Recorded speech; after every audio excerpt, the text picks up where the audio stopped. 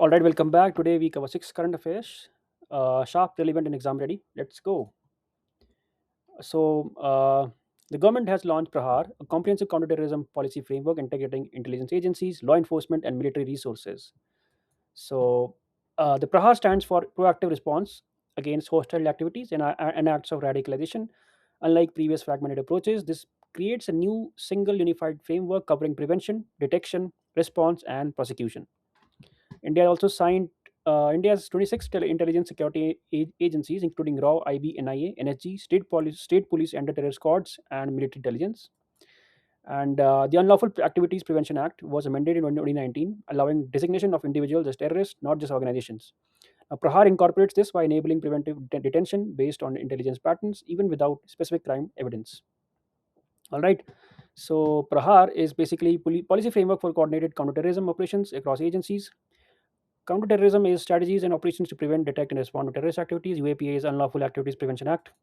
National Investigation Agency is central agency investigating terror, and multi-agency center is the platform coordinating intelligence sharing among security agencies. And intelligence coordination is systematic information sharing between agencies for unified threat assessment.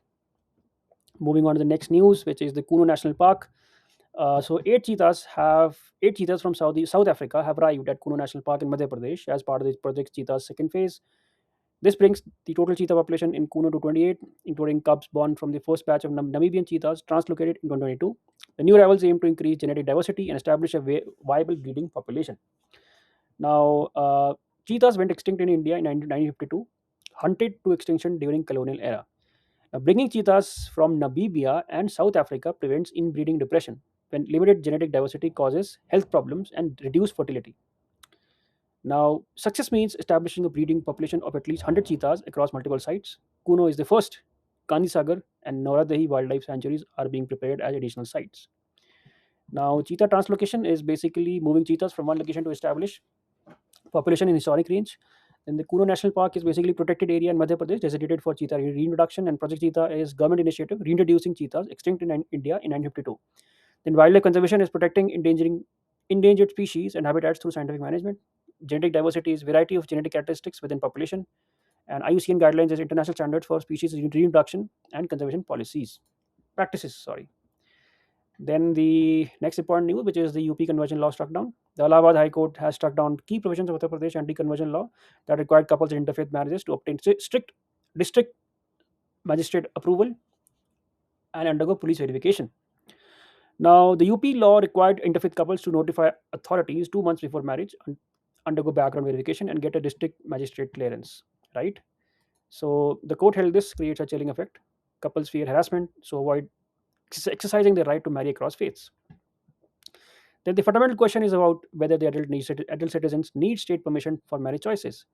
Article 21 includes right to marry person of choice as settled by Supreme Court in Shakti Vahini 2018 and Hadiya case 2018.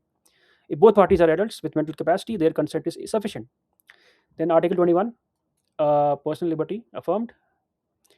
Right. The judgment reinforces that personal liberty under Article 21 includes intimate personal decisions like choice of partner and religion. Anti-conversion law is the state legislation restricting religious conversion, especially through marriage. Interfaith marriage is a union between individuals of different religions, and Article 21 is basically fundamental right to life and personal liberty, including privacy and autonomy. Special Marriage Act is 1954 law providing civil marriage procedure for intercaste marriage and interfaith couples. Religious freedom is constitutional right to profess, practice, and propagate religion under Article 25, and love jihad allegation is unproven claim of forced conversions through marriage used to justify restrictions. Moving on to the next one, which is green ammonia energy transition. India has announced green ammonia mission targeting 5 million tons annual production by 2030. Green ammonia is produced using green hydrogen derived from renewable energy instead of fossil fuels. Pure hydrogen is difficult to store and transport because it's a light gas requiring high pressure tanks or cryogenic cooling. Ammonia is a hydrogen carrier. One ammonia molecule contains three hydrogen atoms. It's easier to store and transport using existing infrastructure for liquid fuels. Then India is the world's second largest fertilizer consumer. Ammonia is the key ingredient in urea and other nitrogen fertilizers. Currently, ammonia is produced via the Haber-Bosch process using natural gas, generating massive CO2 emissions. Fertilizer industry accounts for about 1% of global carbon emissions. Then we have the energy storage solution explored. Renewable energy is intermittent. Solar works only during day. Wind varies seasonally. Energy storage is critical for renewable grids. All right. Then the green ammonia, which is ammonia produced using renewable energy based green hydrogen, zero carbon process. And green hydrogen is hydrogen produced by splitting water using renewable electricity. Haber-Bosch process, industrial method synthesizing ammonia from nitrogen and hydrogen. Fertilizer manufacturing, industrial production of nitrogen-based agricultural fertilizer from ammonia. Energy storage is technology storing renewable energy for later use, addressing intermittency. And carbon neutrality is achieving net zero emissions by balancing emissions with removal. Then India joins IEA as associate. India has joined the International Energy Agency as an associate member, the first non-OECD country to achieve this status. Associate membership gives India access to IEA's emergencies, oil sharing system, energy data, and policy coordination platforms, while falling short of full membership, which requires OECD membership that India has not pursued. So, energy security framework access. The IEA was created after the 1973 oil crisis to coordinate response to supply disruptions.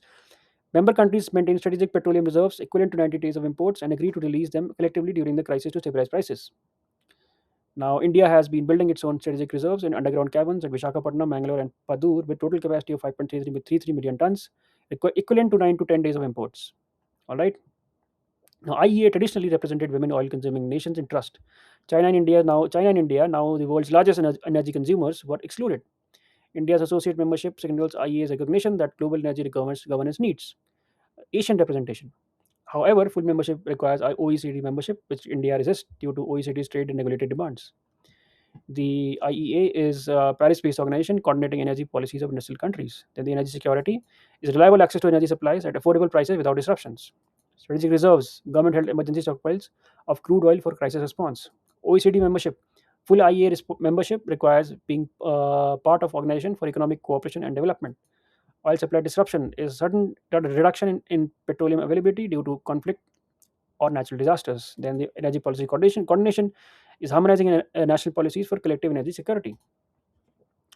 The next important news is the NCERT Class 8 textbook revision. NCERT's revised Class 8 textbooks under the National Curriculum Framework 2023, sparking controversy over content changes. Critics point to reduced coverage of historical events like the emergency, Mughal period, and freedom struggle, while defenders argue this is a pedagogical rationalization, removing excess content as per the NEP 2020 recommendations. So, this the revised history textbook reduces emergency period coverage from full chapter to two paragraphs. Mughal dynasty gets a condensed treatment, and freedom struggles focuses more on cultural nationalism, less on secular nationalist movements. Opposition parties and historians allege this is ideological rewriting, erasing uncomfortable history. And NCRT cites NEP 2020's direction to reduce curriculum content by half, shifting from rote learning to competency-based education. Now, this is not just academic disagreement. The revision aligns with broader cultural debates about India's identity. The government's position is that colonial era historiography overemphasized invaders while ignoring indigenous civilization. So NCRT is basically the National Council of Educational Research and Training, develops school curricula and textbooks. Then the document guiding educational content and pedagogy across India. Textbook revision is the updating educational content based on curriculum changes and pedagogical approaches.